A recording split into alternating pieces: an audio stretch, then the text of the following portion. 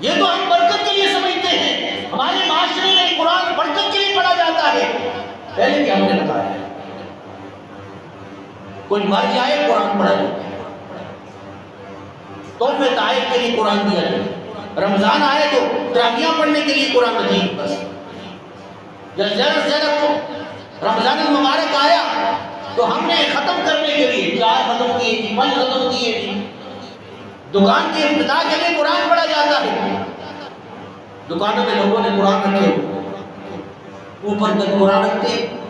اور صبح سویرے یاسین پڑھتے، سورۃ واقعہ پڑھتے، پڑھ کے پھر سارا دن نافرمانی، کوئی جھوٹ، فریب، دھوکہ، اللہ کی نافرمانی ہوتی ہے۔ بعض لوگوں کے پاس تو قرآن مجید پڑھا ہوا ہے